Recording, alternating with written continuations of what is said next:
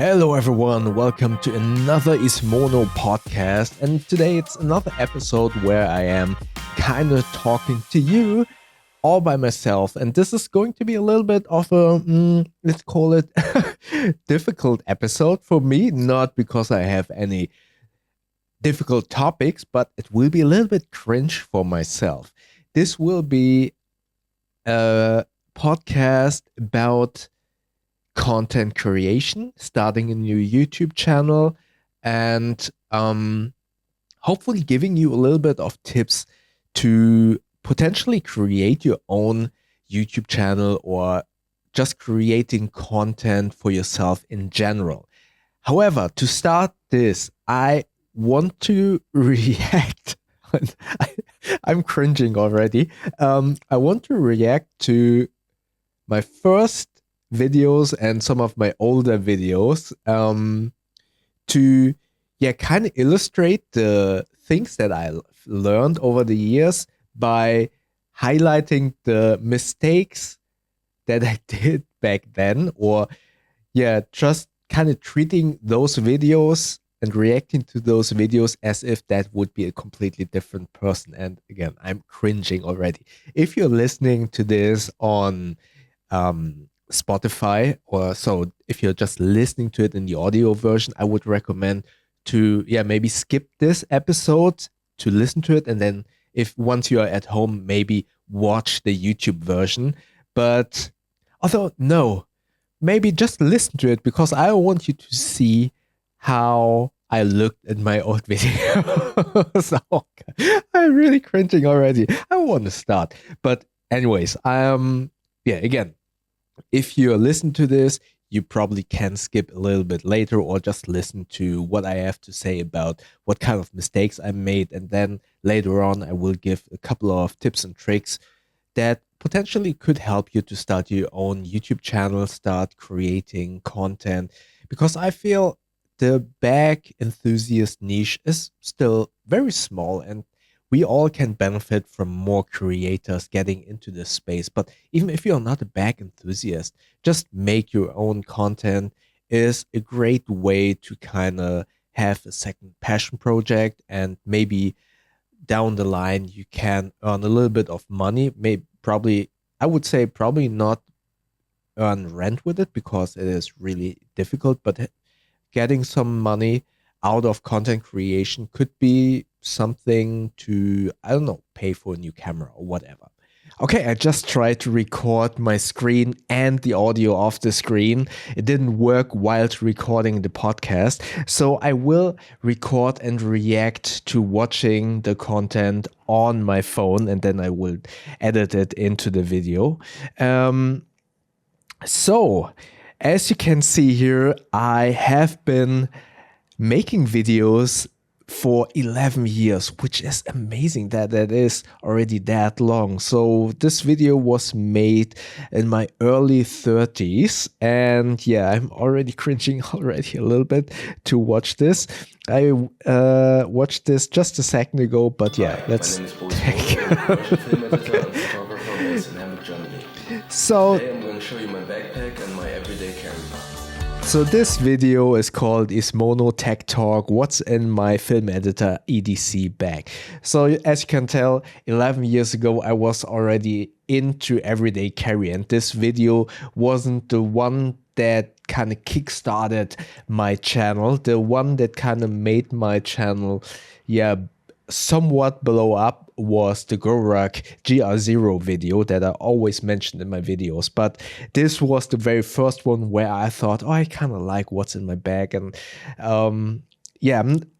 don't remember what I talked about all in this video. It's 11 years ago, so right? But just from the beginning, I can already give you a couple of tips how not to do it, or what I should have told myself back then to improve the video. First and foremost, you can see how I'm sitting. I'm kind of hunched forward, and what I like to do is when I'm in front of the camera, now I usually don't do it that often, but as you can see here, I am not leaning back. I'm kind of simulating the impression of standing up. If you are new to making videos and standing in front of the camera, I would highly recommend to stand up. It makes you loosen up a little bit. It makes you taller. It's much better for your camera presence. And more importantly, use your arms, use your hands. I kind of exaggerate this a little bit here right now because it makes the video more engaging, first and foremost, and more importantly, it kind of loosens you up because every movement kind of makes you a little bit more loose. If you kind of cramp up a little bit and stand still, A, it doesn't look natural, B, it isn't engaging, and C, more importantly, it makes you much more cramped up. So use your hands. And before I start recording, before I do a podcast, I do this little practice to loosen up my lips. I do the motorboat, I call it this. I do it like this. You see that? And it makes my lips a little bit more loose. And I also drink water so they don't aren't sticky. And yeah, that's the wrong word. But yeah, it just loosens up the lips and makes talking much more easier and the delivery of whatever you want to say much more natural and engaging. So yeah, that would be the first things that I can recommend to kind of make your presentation a little bit more interesting. Next up, the big mistake that I did back then is I did not have a mic. So everything sounds, it has a lot of reverb. It doesn't sound that great because yeah, I'm in a more or less empty room. I remember that is my somewhat living room in my old apartment where I was living alone. And there was not much in the room. So there was a lot of reverb. If I would have had a shotgun mic that would be closer to my mouth or a lavalier mic, that would have been better in terms of audio quality. And you need to remember, yes, the image quality isn't that great on this video, but that's not the issue. You can get away with subpar image quality if the audio is good. If you have great image quality but the audio is bad, then people will switch off.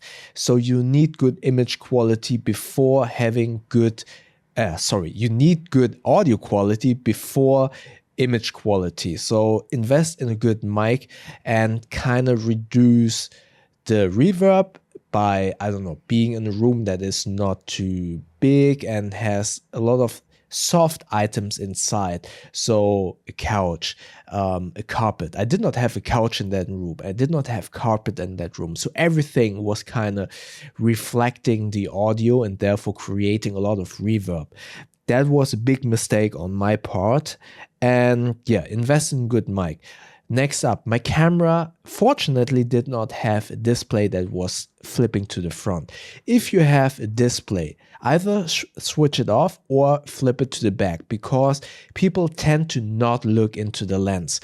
And that is also very distracting for the viewer. If you look someone basically into the eye, but that person is always looking upwards to the monitor, that is very distracting. And for me, having a camera that did not have a monitor was actually very beneficial because I was looking into the camera. Also, put some green. I have green tape on my lens right now because it reminds me of looking into the camera. Or use some red nail polish and then mark the lens at some point on the plastic just to remind yourself, oh, I need to look into the lens. All right, let's continue. So, this is so cringe watching myself. And you see this animation. I actually built that myself, but I bought the graphics from Graphics River from Envato. Back then, we didn't have like these big these big subscription services where you can pay like $20 and then you get a couple of templates. And I had to make this myself by buying a Photoshop template and then animating all of that by myself. That was actually pretty cool because it allowed me to kind of learn After Effects a little bit or practice. So I would really suggest making as much yourself to kind of learn and kind of forcing yourself to watch some tutorials. All right, let's continue. The backpack that I'm using every day is the cringe. 511 Oh, that Rush was the 12 backpack. 511 Rush 12. I do like the military style backpacks. Wow, my voice sounds so weird back then. I don't know if it sounds different. I think the key of my voice hasn't changed that much, but as you can see, the delivery of how I talk now and how I talk back then is much different in terms of I feel much more comfortable talking to a microphone or talking to a camera, and it really shows here that I was not comfortable talking to the camera. And that is one of the biggest recommendations that I can give you. Make as many videos as possible, and especially just make them. Do not bother about making them good. Do not bother about making the best piece of content. Bother about repetition and gaining experience. Make a video, then make the next one, make another one, make another one. Do not bother about the type of content that you want to make in the beginning, because when you start a YouTube channel, it is actually not that big of a deal what you make or having some consistency, because you kind of need to find your voice first and what interests you and how you want to make it, and then kind of stick to what you like the most. Because if you are, I would argue, if you are below 500 or 1000 subs, it doesn't matter. Actually, it doesn't matter if you start with movie reviews and then pivot to something else, because that is your beginning phase where you kind of start to experiment a little bit. And that is why I'm saying try to make as many videos as possible to gain experience in being in front of the camera. I would say the first 10 videos will be crap anyways, because you are not comfortable in front of the camera. So just make whatever you like, get comfortable, and then start to make content where you kind of see yourself in the long run. For one, just because of the looks, to be honest. The second and most important thing about these backpacks is they have a lot of small The music is really loud. I made the music way too loud in that video. The Moly Pal webbing system. I used to use the Miltech salt pack, but it's a really cheap It's so backpack, weird. That backpack that you see now, the Miltech backpack, actually was the second one that I bought. Or I'm not sure if I'm telling the story right afterwards. It is. I bought a Rush 12 basically because I had one of these Miltech very cheap backpacks, and the shoulder strap broke, and the backpack went flying with my, back then it was called PowerBook, Apple PowerBook, went to the ground, hit the ground on the corner and kind of dent the PowerBook. And wow, that was a very expensive mistake. The PowerBook was still fine, but I was saving so much money to get that Apple computer, and that was the reason why I was heavily searching for a better backpack. And back then I was really into this military style backpacks. I wanted the Gorak, but it was only available in USA, and shipping and custom fees was too expensive. So I bought the Rush 12 from 511. But that was basically the story why I switched backs. I used it quite a lot, but since it's so cheap, it actually starts to have some holes and some tear and wear. So that was the second one that already started to disintegrate also. Cheap. It cost like 99 euros. It's so funny of me saying it's not cheap, it costs 99 euros. And don't get me wrong, 99 euros is a lot of money. And this is what is so funny about it, because now we as back enthusiasts think that 99 euros is basically the normal price for a backpack, and most of the bags that we like to get are usually even higher. But if you are in the mainstream population, I would say you don't regard bags as that important, and therefore you are used to these cheap Nike backpacks, or a backpack that you can get like in a sports equipment store or whatever, a fashion bag, or that is maybe only 50 euros or something. So as soon as you get into the 3-figure mark, then you regard that item or that bag to be expensive. So it's kind of funny that I back then also said 99 euros, it's expensive. And it is, as I said, it's a lot of money. And for me back then, it was a lot of money. But just to compare it to the bags that I now review, where 100 euros is basically normal, it sounds kind of funny to me now listening to myself saying that 99 euros is expensive. And just as a quick reminder, the 511 Rush 12 for 99 euros is an amazing bang for your buck compared to all of the other bags. It is very military styled, but it is very durable. It has a lot of great features. Check out my video review of the Rush 12. I think I also made I made 2 videos about it. I think I made this one, and then I made another one years later. Yeah, great bag. Really durable and very comfortable. This is so cringe. Mostly due to the part that these straps are I put a lot of carabiners onto the bag. Why did I do? Oh, I remember. I put these, as you can see here, I put 2 carabiners left and right on my shoulder strap. That was purely for the reason because I carried my camera on there. Back then, there wasn't a Peak Design shoulder strap available as far as I can remember, or at least I didn't buy it. So I put carabiners on there, and I put a small little key ring onto my camera so I could hook the camera onto the carabiners on my shoulder strap. So that was my makeshift kind of way to carry my camera on my backpack. So that is the reason why I had 2 of these blue lockable carabiners. Nowadays, I would probably attach a lockable S-biner the same way for a cheap alternative to a Peak Design. Especially, I recently saw a video where someone uses the Peak Design clip and wasn't careful enough, and his camera fell to the ground. So having a carabiner actually makes a little bit more sense because you need to be a little bit more diligent to put it on there. Just some food for thought if you want a cheap alternative to a Peak Design strap. Some good thingy. Ventilation and...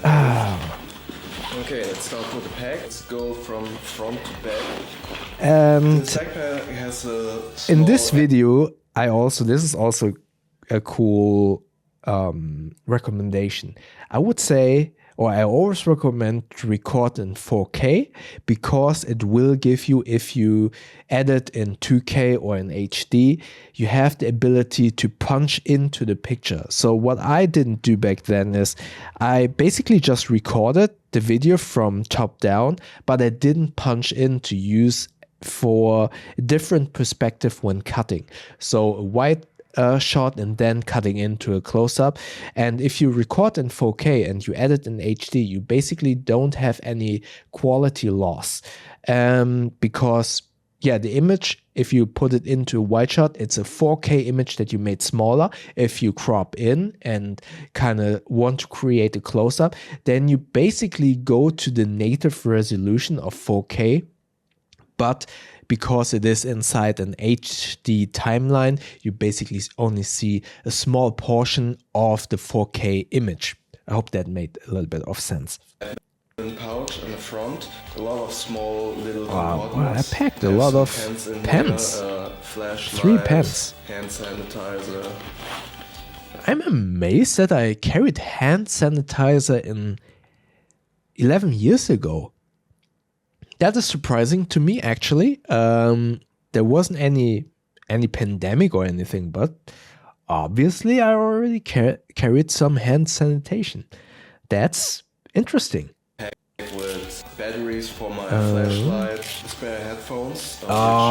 You see that? That was my very early version of making an everyday carry pouch, my extended everyday carry pouch. I already tried to pack as modular as possible. That's actually quite fun to see how early I actually packed modular and tried to kind of utilize an everyday carry.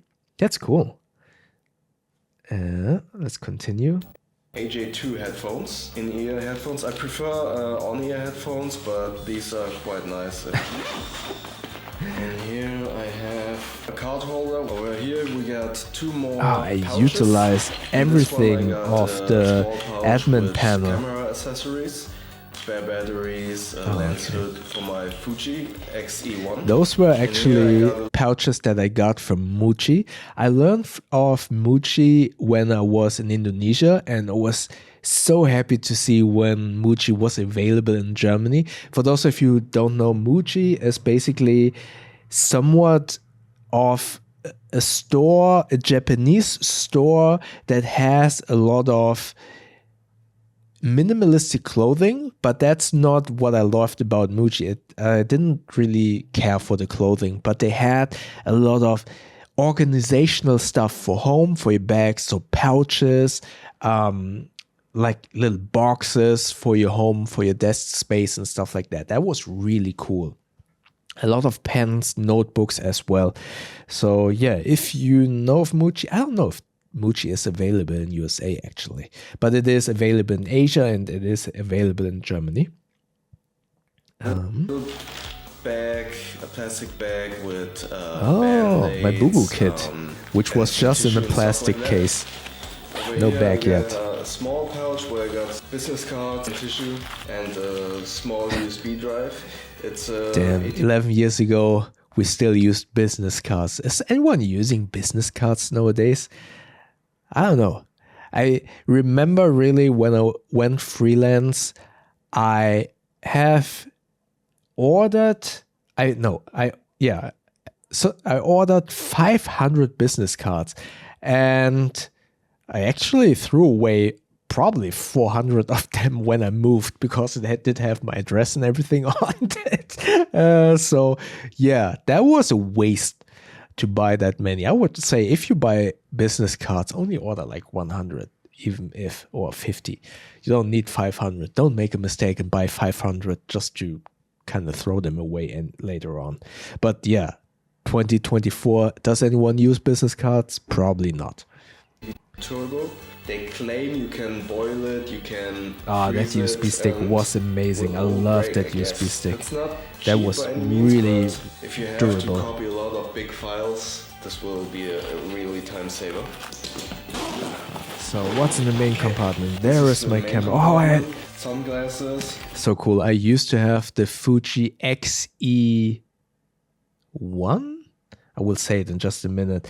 Amazing camera from Fuji, and I regret that I sold that camera. It was a good thing because it would have gathered dust over many years. But now that the hype is so big with nostalgia using older cameras, if I would have had that camera still here, I would just started to use that camera again. It's kind of a shame that I sold that camera. My everyday camera, the Fuji X-E1 with X-E1, 35mm it was a great camera. 1.4 Fuji lens. Totally regret some gaffer's tape selling that. Saves this part from getting scratched up. And there you see the little O-ring that I put on the camera so I can attach it on the carabiners. And more importantly, I always put gaffer's tape on all of my cameras just to kind of hide the label of the camera and make it a little bit more, let's say, ugly and kind of deter people from kind of stealing it. Metal ring here, and on my straps, I explained how I put. And so I can put the camera on here. That was actually a cool idea that I had, if I can kind of compliment myself. If you're on the editing system at a post-production house, they usually... Yeah, that was my mouse back then, a gaming mouse. Now I obviously use the Logitech MX Master mouse, much better than this mouse. They have either the Magic Mouse or some kind of Logitech mouse on there. It's so cool to see how I started my habits back then. MacBook Pro in an old PowerBook 15-inch neoprene sleeve, because I remember don't forget these MacBooks, they are still very expensive, but I feel like back then they were even more expensive. I saved up so much money to buy this computer, and yeah, but it was an amazing device. A military bag or an outdoor bag, so it's not actually supposed to have like padding for the urban commute. So if you put the bag on the ground, it might that's so funny. I hope this is not too boring to kind of watch this with me. X-wrap thing for your camera, but I put it on the bottom of my backpack, so it's has some extra. I still have these X wraps are actually really cool because you have kind of Velcro on the corners, and the rest of the wrap is basically the softer side of Velcro. So what you can do with it is you put your lens in it, or your fragile items. Could also be, I don't know, maybe an Anbernic gaming device or anything that you really want to protect. You put it in there and then you just wrap it inside this X wrap. And because there are Velcro straps on the sides, you can kind of secure it.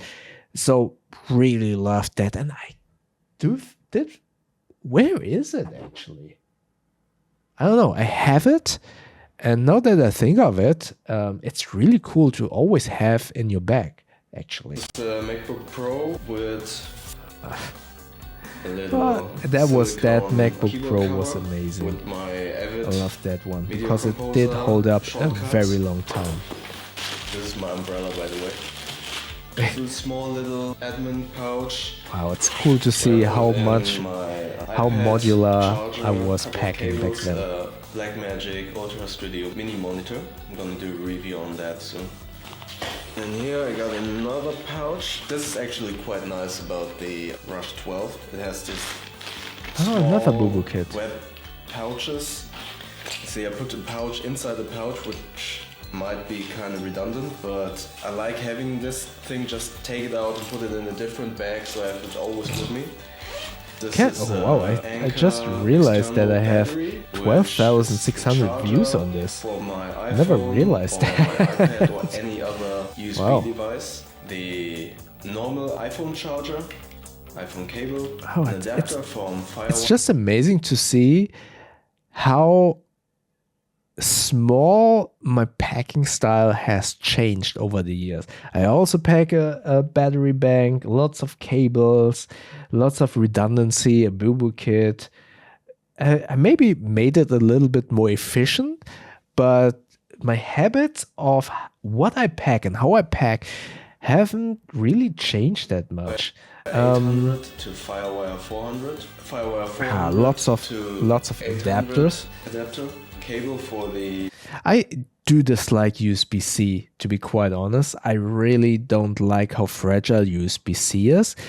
However, now seeing how many different adapters just for Firewire. Firewire was, if you don't know, kind of like USB, but back then USB 1 and USB 2 were what was normal, and Firewire was kind of the faster and much more reliable transfer data cable. And there was Firewire 400 and then Firewire 800. And you sometimes needed adapters for those cables. The Anchor battery with the micro USB port. Oh, micro USB. Oh, that sucked. Actually can put different adapters on here. A little small SanDisk pouch where I put in another adapter for this. Again, in this view, it would have been so good if I would have had recorded in 4K. I don't know if I was able to. I think I recorded with the GH1 or 2, and I don't think it had 4K. But even if I would have had recorded in HD, the video would have benefited if I punched in to whatever I was unpacking there. So yeah, even if the image quality wasn't wouldn't be that great. It would have been beneficial to punch into whatever I was showing in that scene. Anchor cable, then a headphone splitter. This is Headphone a splitter, yeah. plain headphone adapter, so you can put it in your seat and then. Wow, put it I'm in your amazed that I normal actually headphones, carried some all of small that. screwdrivers. Then inside here I got toiletries like deodorant or eye drops, contact lens stuff, and also like Holy shit, that was my everyday carry. I carried a lot of stuff and a lot of, I remember, I always have been a person that liked redundancy and being prepared for everything, but I did not remember that. Why would I carry an airplane adapter, for example? And yeah, I know that all of these toiletries, I did need them for my contact lenses. I needed a couple of eye drops and stuff like that. But still, that looks like a lot. aspirin, cough drops, and Oh. then here I got the survival kit. That's a fire starter, a saw, and stuff like that. If there's gonna be a Oh, situation. I do remember. I was watching Walking Dead a lot in that time period, and I was kind of into this prepper mindset. And I think I did not only I was packing for everyday carry, but also somewhat as a bug out bag that I could grab. So just throw out all of the electronics and then just throw in other stuff. So having that survival kit in there was just as a pre-preparation for the bug out bag. I actually need to use it. I probably won't have any idea how to use it, but I like to have it in here. Yeah. On top of the bag you have this little pouch with fleece lining in it. In the back you have this pouch for water bladder. Oh, it's really annoying that the music is so loud. I'm sorry about that. Through here and then out here, but I'm using it for a notebook and my Kindle, which is stored in the small HD DP4 neoprene pouch. Sometimes I carry my iPad and then I just put it in here. Yes, and that's about it. It's everything I'm carrying every day for work. Okay, that was quite a long video, but I hope you liked it. If you have any questions... It's so funny. That's a 7-minute video and I'm saying that's a long video. Did you see that my latest videos are all around 40 minutes at the moment? But yeah, anyways, that is quite funny. So let's finish this up real quick. Post in the comment section and I will get to you as soon as possible. And I hope to see you in the next video. Thank you very much. Wow. Oh, this end logo, by the way, I actually had that made from a friend of mine and I paid for that. That was a cool logo back then. So yeah, that was a little bit cringe, right? At least for me. Let's go over all of what I could have made better. So as mentioned before, standing up, using your hands, try to loosen up as much as possible, probably by doing a lot of exercise in terms of gaining experience, doing it over and over and over and over again, being in front of the camera. It's 11 years of me being in front of the camera. I just got used to it and I feel very comfortable talking to a mic, talking to the camera, but that only comes from repetition and doing it over and over again. That is why I'm saying just start, just make some videos. Even if you don't upload them, make them for yourself. Maybe also try vlogging. Why not? You don't need to publish it. Don't get me wrong. Just do it to kind of get comfortable with it. And yeah, stand up. Try to be as loose as possible. Think about a little bit what you want to say. So then invest in a good mic. The audio was terrible in that video. It was terrible. That is the main reason why I personally would switch off a video. If the audio is terrible, I switch off. If the image quality isn't that great, I don't care. I really don't care. If I can't see what you're doing, and it's important, obviously, I do care. But I care more about, and it is yeah, many people, many content creator will tell you this. The audio quality is much more important. You can record on an iPhone.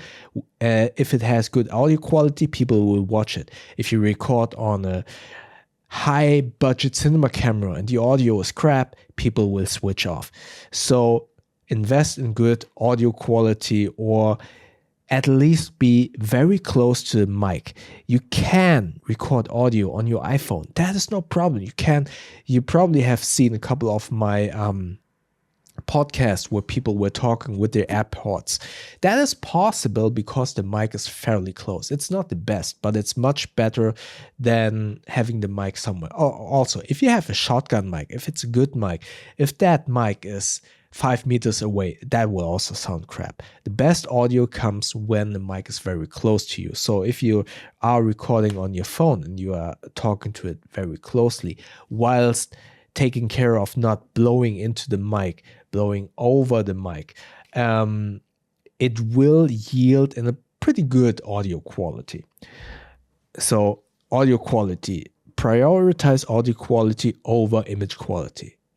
Then try to not look in your monitor. You see that? Now I'm talking to you whilst looking onto a monitor that I switched off. It's not on, but I just want to illustrate. Isn't that very distracting if I look over you? That is weird, right? So yeah, look into the camera, into the lens, basically. Switch off the monitor, flip it around, or put some high visible markers on your lens to kind of remind you to look straight into the camera. Don't look somewhere up here. Look into the camera. That will make the video much more engaging. Record in the highest resolution as possible. If you can record 4K, perfect. All of my videos are recorded in 4K, but I edit in 2K, which gives me enough room to punch into an image. So basically what I can do is I record this in this wide screen, and when I do a cut, I can kind of punch in to simulate a close-up shot, which makes the video not as jump cutty. But also if you show something, you can basically jump into whatever you're showing and make it much more easier for the viewer to watch what you actually want to showcase. And that is basically all about the production side that I can quickly tell you.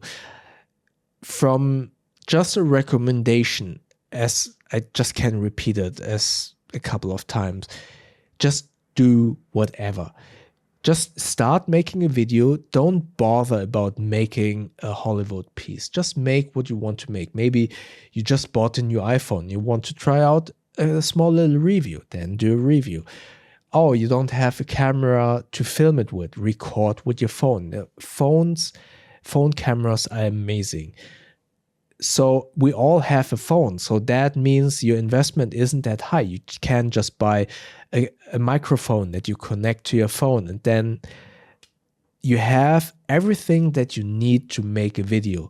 And then just make whatever. Don't bother too much with what you want to make. Don't bother with how good it will be. Make the video to practice being in front of the camera, and then to practice to edit it. When you start editing the video, the best recommendation that I can, or the best advice that I can give you as a professional film editor, is give yourself a time limit. Not a time limit of the time that you want to make it, but also, no, let me rephrase that, let me park that. I mean, give yourself a time limit in terms of how long the video is supposed to be. That will force you to kind of A, be a little bit faster in front of the camera, but B, there is a saying in the editing space, in the filmmaker space, kill your darlings. It forces you to edit out stuff that aren't important. And when you edit a commercial, you have so many cool shots, and there will be a point where you need to kill your darling, and that is what we mean by that is kill the shots that you love, but if they don't add anything to the script story, it is your darling, you love the shot, but it doesn't help you, so you need to kill it to get to the 30-second mark. And that's the same thing with editing a YouTube video. Give yourself a little bit of, let's say you recorded a 3-minute video. Try to cut it down to 250. That will, or to 2 minutes and 30 seconds. That will force you to kind of kill or edit out those smallest those pauses. Maybe you repeat yourself. It really forces you to cut down the video and kill your darlings and kill the shots and the segments that aren't needed to deliver whatever you are talking about. And doing this multiple times over and over and over again will give you the experience and the repetition that you need to get more loose, to get more comfortable in front of the camera, and then to kind of find your voice and explore what kind of videos you want to make. Maybe you think, oh, I want to make YouTube reviews about stuff that I buy. And then suddenly after 2 or 3 videos, you realize, oh, that it's not really what I want to do. But you're still in the sub 1,000 subscriber territory. You can do whatever you want. If you are suddenly already 10,000 subscribers, it's much harder to switch the segment or what kind of videos you want to make, because you basically have 10,000 people that expect a specific content. So if you are below 100 subscribers or 1,000, do whatever you want. Experiment a little bit, and more importantly, practice by just making videos. And now the thing that I parked is giving yourself a time limit is actually quite good. I know that I think of it. If you tell yourself, okay, I have only 1 day, or let's say maybe 1 weekend to make this video, I give myself this limit. This will force you to stop whenever this time limit is over. Because when you're making your first videos, you always kind of think, oh, is this good enough? I need to change this, I need to change that, or what do I do here and there? And you kind of push the video, you postpone the release of that video unnecessarily, because you will not make a good video anyways in the beginning. And I'm sorry to say that, as you just saw in my video, that was terrible. But if you just publish it, and if you give yourself a limit, then you are kind of forced to stop, or you push through to make the video as good as is, and then you publish it. Obviously, there will come a point where you can't do that, but in the beginning, it doesn't matter. It's just about learning and just about gaining experience. And yeah, those were my tips for the beginning to start a YouTube channel, to start making content. And it's not only about videos, it's also about making a podcast. You will need to learn to kind of interview people, and that you can only learn by practicing. Same goes with making stills photography. You need to shoot all of the time. You need to take photographs always. And if you only take pictures because you think that needs to be a banger, then you probably will never make a picture. You kind of always need to take a couple of pictures and make hundreds of pictures, and then probably only 1 or 2 will be great, right? But you practice and you try to find your voice of making or try to find your style of making pictures. So it's really important to just continue doing it with the expectation, or not with the expectation to make a banger, not to make a banger picture, not to make a banger video, not to make a banger podcast. It's just about in the beginning to repeat, practice, make mistakes. That's really important. Make mistakes. Just so that you can kind of analyze why you made that mistake and why you can make it better the next time. And yeah, just just create and just grab your camera. And also, don't get stuck on the thought that you need the expensive gear to make videos. As I said, most of you have an iPhone. I have a Samsung Fold 5. Many people say the cameras aren't that great. I kind of disagree. They are, in my humble opinion, they're good. They're good enough to make videos with them, to make stills photography. So I would say, if you have a phone, and I would argue that all of us have a phone, you can make videos with that. If you probably only need to get a mic, and then you can just start. You don't need a big, expensive camera. All right. That was my reaction, which to me was a little bit cringe, and a couple of tips and tricks how to start into content creation. Yeah, if you're watching this on YouTube, then comment below, have you thought about making your own YouTube channel? And if so, do you have any questions? Let me know. I will try to answer as many of them as possible. And I hope you liked this. And yeah, see you in the next episode. Hopefully soon with another guest. As mentioned in my previous episodes, it's kind of difficult at the moment to schedule new guests with all of these different time zones, and me being busy and not being able to kind of find a common denominator in terms of time with other creators that are on the other side of the world. So I hope I have a new guest pretty soon, but I hope you also like this solo podcast. All right, I see you next episode. Thank you very much.